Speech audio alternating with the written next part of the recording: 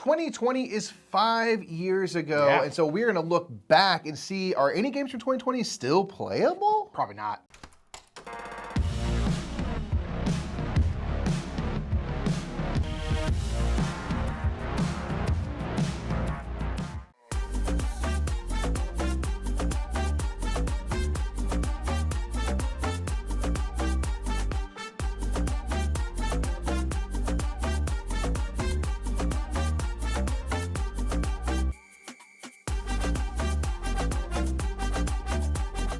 What's up, everybody? I'm Mike. I'm Nick. We're the Brother Smurf, and yes, we are here to take a look 5 years later. What games have held up? What games are still really fun to play? Because I think once you hit that 5-year mark, that's a sign that a game is truly good. You know what I mean? Yeah, Like exactly. it's got staying power. There's so many games nowadays that if a game, not every game lasts, right? Like a game, a flash in the pan kind of thing. So after 5 years is where you can really start to be like, oh, is this game still around? Is this game still good? We really like doing these kind of look backs, 5 years, 10 years. We just do 1 or 2 of these a year because it's always interesting. Yeah. And it's really, really good to see like, oh, these games stick around. You know, we got 10 that definitely did.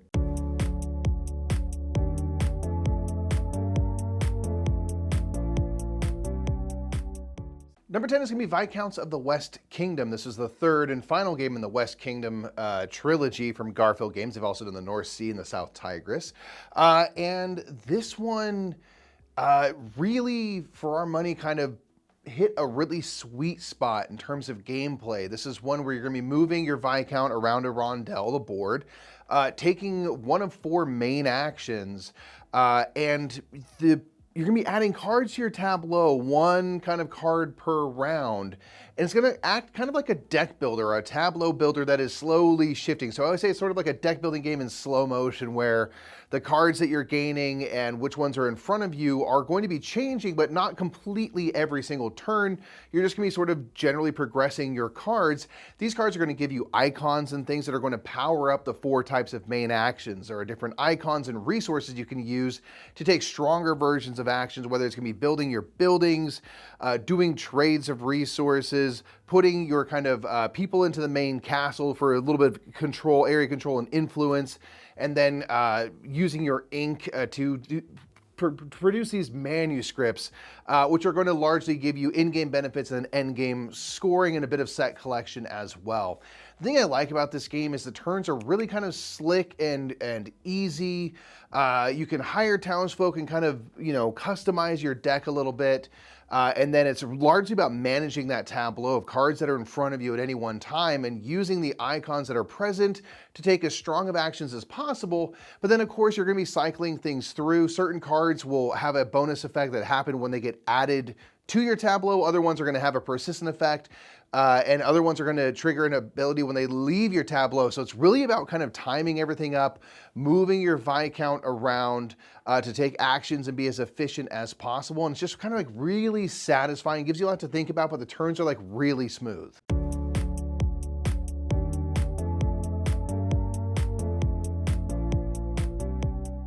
Number 9 is a game that I actually came into a little bit late, and this is Marvel United. And I've actually kind of gone back and tried to get a bunch of stuff from the Kickstarter after the fact, which has been a whole saga. But nonetheless, I really, really like Marvel United. Marvel United is a ultimately very simple cooperative Marvel-based game where you're going to take on, each person will have a hero, they're going to have a unique deck of cards, but that deck of cards is very technically unique. There's a couple of unique cards, but then the rest of them are all pretty generic. And you're going up against a kind of a big boss. The big bosses, and there's like Thanos is one of, there's a whole set of Thanos. There's like, in the base game, there's like Red Skull, Taskmaster, and Ultron and stuff. And basically every one of those villains is going to work differently, have slightly different rules. And there's kind of a big circle of different locations that you can go to, and you're moving around those locations, rescuing civilians, beating up thugs, and you're basically trying to get to the point where you can hit the kind of big villain, which a lot of times you have to do certain things to be able to hit them in the first place.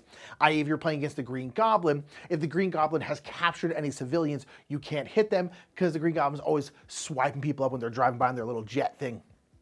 I really, really like Marvel United a lot. It kind of is exactly what I had been asking for years, where a lot of times with these kind of massive Kickstarter games, you get tons and tons and tons of content, right? You get like 200 heroes and all these villains and all this stuff, but a lot of times all that content is attached to a game that is very big and very long, i.e. something like Zombicide.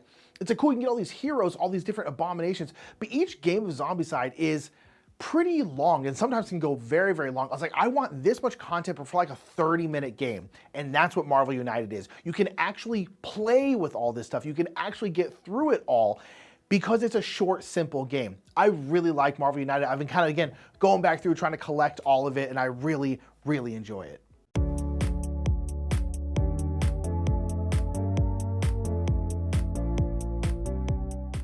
Next up is going to be Anno 1800. This is a game that we actually just played for the first time in the last month. But we'd heard a lot about it. It's a Martin Wallace game based on a video game. And in this game, you are building up industries, types of goods that you are producing. You are managing your kind of types of workers and things to produce these goods and ultimately fulfill the needs of your population. You're going to have a hand of cards that are representative of your population of folks that are living here on the island and moving in, and they all have certain goods and things they require to be satisfied. And every time you add a new worker to your kind of pool, you're gonna have to draw a new card that's representing that person moving there. And then now I have more ability to use my workers and things, but I also have more needs that I have to fulfill. So it's just really interesting kind of buildup of certain, again, types of productions and things that I have, making use of what my neighbors have and what they build. So if they have a production of something, I don't necessarily need that for myself. I can use theirs. They're going to get some gold out of it. But it's all kind of friendly here. And you're trying to kind of build up and then get over the hump where now I have a bunch of ability to produce things. And now I'm going to complete a bunch of these population cards to generate your points and also trigger the end of the game. I just really enjoy the cadence of this one. It's got a really kind of a slick, smooth thing where there's all types of goods you produce. But once they're on your board and you put workers there, you've just virtually produced that good on this turn. You don't need to have a bunch of chits to give you, representations of those resources.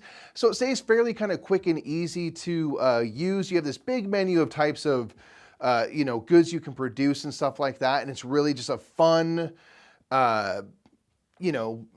puzzle to try to gain more population cards, to give yourself more ability, but then eventually make the turn and start to play out a bunch of those cards to score your points and end the game.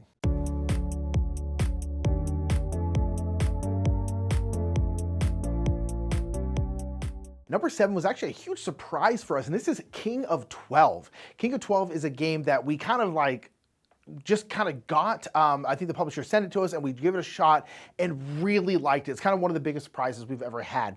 This is a game where you have a 12-sided die, hence King of 12, and generally each round you are trying to have the highest value of die. So it's not just rolling the die, you then can add values on top of that. You're basically trying to have the most. And every single round you are going to be playing out a card, and that card can do a lot of different things. It can be like, it is going to add this amount of value to your die, or maybe it could even be the card that means that this round, actually the lowest value is going to get the point, things like that. They're going to manipulate various things, adding, subtracting, doing all these kinds of different things in the game. But it's all simultaneous and everyone has the exact same hand of cards. And this is one of those games where matching with anyone on anything is bad. Basically, everything cancels each other out. So if at the end of the round, me and Mike both have the same value, we cancel each other out and the next highest is the one who actually wins the round. If you and me play the exact same cards, those cards cancel each other out and they don't happen.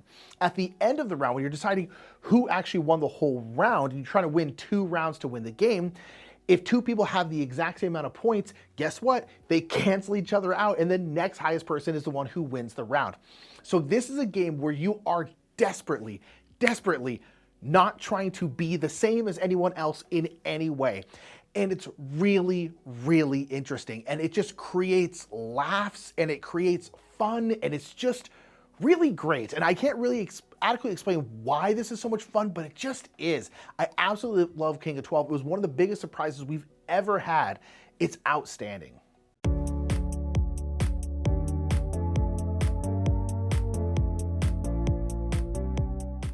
Next up is Tawantinsuyu. This is a big T game, as they're called, from Board&Dice. Games that start with the letter T that are these kind of mid and heavyweight Euro games from David Turczi.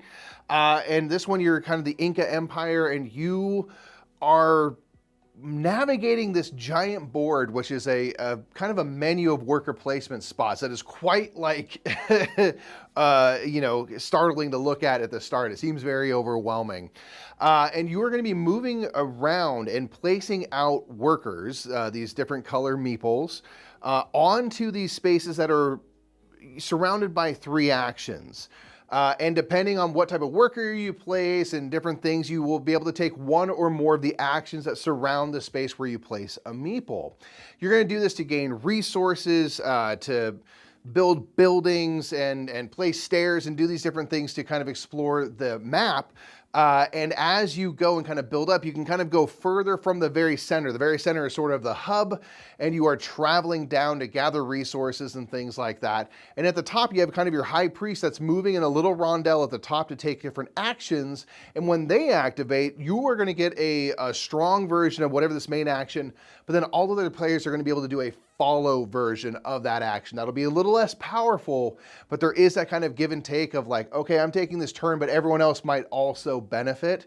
And how do I manage that? The thing that's just really interesting and fun about this game for us is there is this huge menu of options. There's all these different places you can place workers.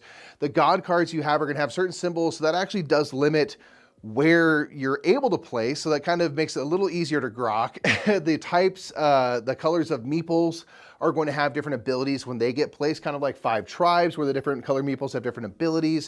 So there's all this fun stuff to consider. It can seem overwhelming, but once you get into it, it is really, really fun, and for our money, kind of our favorite of the T games.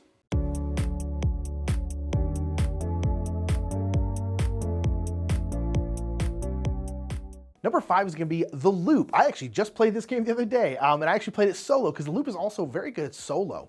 This is a cooperative game, and this is a cooperative game that we have dubbed crisis management games, kind of like the classic Pandemic is a crisis management game where bad stuff's happening along the board and y'all are trying to manage all that while also trying to complete your goal.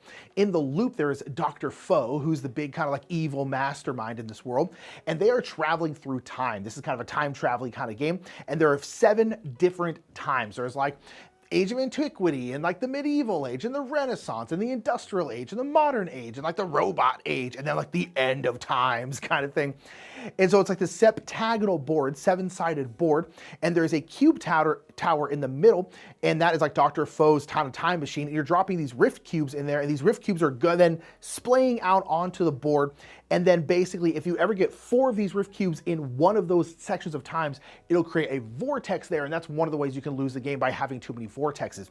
And then you are all kind of time travelers working together to try to complete missions, because each part of this board will also have a mission, and those missions might be to try and have no cubes on that spot at all, no rift cubes.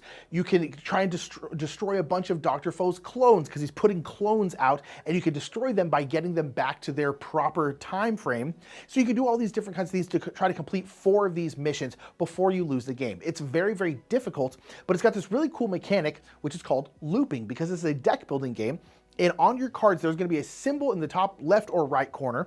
And on that in that symbol, if you have multiple of those symbols in your hand, after you use those cards and you kind of tap them, you can use an energy cube, which is these green cubes on the board, to then loop and bring back all cards that have the same symbol, and you get to use them again. And then you can loop again by spending 2 energy cubes that are on the board, and then you can loop them again and use them again. You can kind of keep doing that as long as you have energy. You won't be able to do it more than once or twice, but it's a really, really cool mechanic, and it's really cooperative because you can like really set each other up. Like, oh, I'm gonna drop an energy cube over here so that you can use it on your turn and you can loop something, and you have to really work together in this very tough co-op game. It's also really, really good solo. It's one of the best kind of, you're playing multiple characters solo games out there, in my opinion. It's one of my favorite solo games. I really like The Loop. I feel like it's not super available right now, and I feel like it kind of did okay, but not as good as I feel like it should have. I don't know. I really like The Loop. It's one of my favorite games, and I just really, really enjoy it.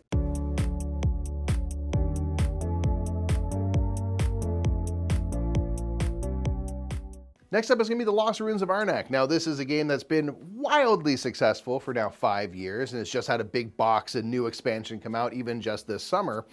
And it's one that there was always a debate at the top. Is it Dune Imperium or is it Lost Ruins of Arnak? And you can make arguments for both games. They are both very well received and well regarded. And for our money, we like Lost Ruins of Arnak a little bit more. I love the theme. This is a game where you are archaeologists who are studying, you're kind of digging into the past of an area. And this is represented by you discovering kind of worker placement spots on the board, doing digs. And you are then gathering your resources and then spending them to move up this kind of research track, because ultimately we're here to do research and we are trying to progress up these tracks. The thing I really like about this game is it's sneakily thematic. You're going to play over 5 rounds, and there's a menu of cards that you can purchase to make use of. There's some, a little bit of deck building in the game. And in the first round, you have 4 item cards and 1 artifact card. Artifact being, representative of something you found. As you go through the game, there will be fewer and fewer items and more artifact cards because you're getting kind of further away from civilization. You're also going to be discovering these different dig sites, which give you more actions, and that's also representing you kind of mapping out the area. And I love that ultimately you're just trying to journal all this stuff and learn as much about, these ancient people as you can. And so the main way you get points is going up this research track. I just think it all works really well. It's a really interesting resource management game where a lot of things are going to give you resources, but maybe cost certain other resources. So you're trying to get the right resources at the right time to be able to kind of maximize each round to its fullest.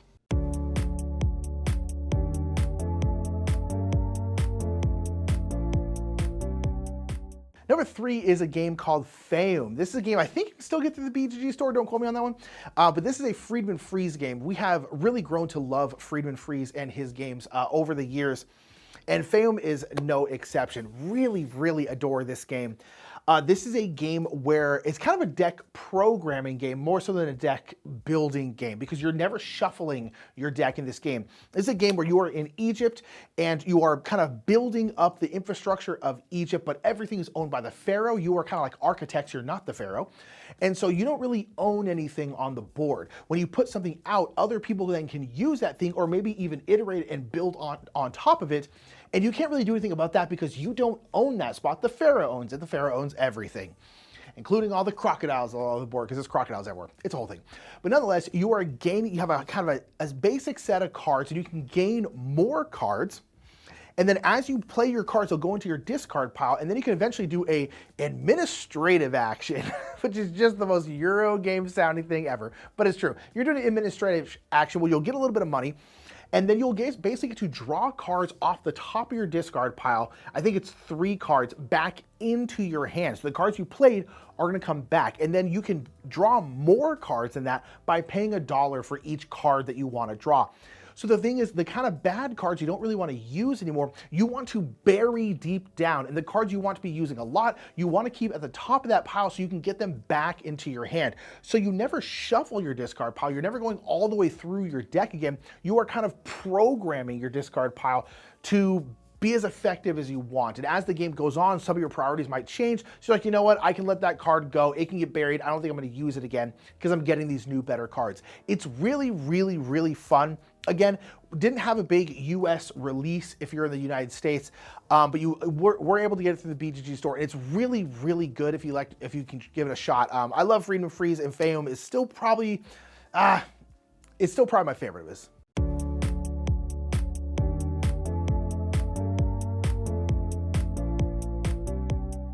Number 2 is going to be Praga, Caput, Regni. This is from Vladimír Suchý. This is probably our, I don't know if I'll go into which is our favorite Suchý game or not, but it's one of our favorites. This is a game where you're building up the city of Prague, and you are using this kind of, I think they call it an action crane, where there's this kind of rotating device that has these action tiles, and on turn you're going to choose one tile potentially having to pay a little money or get some victory points, and then choose one of the actions on the tile to do. And there's kind of 6 main actions you can do. You can build buildings kind of in the city area. You can build up the hunger wall around your part of your player board. You can gain resources. You can increase your ability to produce those same resources. You can walk down the King's Road, and you're kind of traversing up the hunger wall and the cathedral, and this is a game where you have 16 turns. You have a very kind of finite amount of turns, and you really feel that time ticking as you play the game. You really kind of feel like, how am I going to get anything done? I don't have enough time. I don't have enough resources. But with clever play and stuff like that, you really can get a lot done. You're trying to build those buildings and kind of surround these plazas to get different bonuses. Everything can kind of generate points for you and give you bonuses. You can spend these window tokens to move up in the hunger wall and cathedral, and on and on and on. And every time you take a tile, you're gonna get another little bonus as well. So this is one of those games that, like, you just feel like you're getting goodies all the time, and you really need every one of them because you're also so pressed for time, only having 16 turns. Every one turn you take feels really kind of monumental, and so it's a good kind of stress in games, which I think if they ever make a game that's stressful, but I enjoy it, it feels kind of like a magic trick.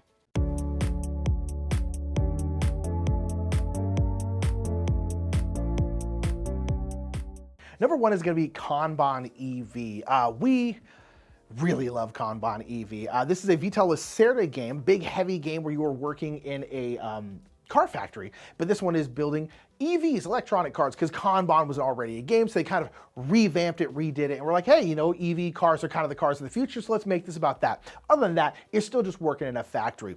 But this is a Vital Lacerda game where you are doing some worker placement, or I guess worker movement, because you only have one worker, and you always have to move to a different department of the factory. And the factory is making cars, so you can go to certain spots to get like designs of cars. You can go over here to get parts for those cars. You can go over here to actually build those cars on the assembly line, and then you can test the cars out on the racetrack. And that's what you're kind of doing. It's one of those very linear type games where everything you're doing kind of makes sense in a linear fashion, where it's like, well, if you want to make a car, you got to have car parts. Before you even make car parts, you got to know what you're making, so you need a design. It's very intuitive in that way, but it's still kind of a big, heavy Lacerda game.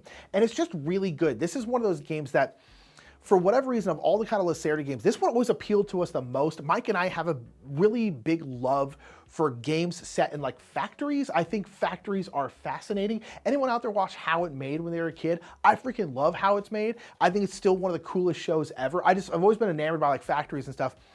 And so that kind of theme is cool. And then it's just this big heavy Lacerda. It's got beautiful Eno tool art.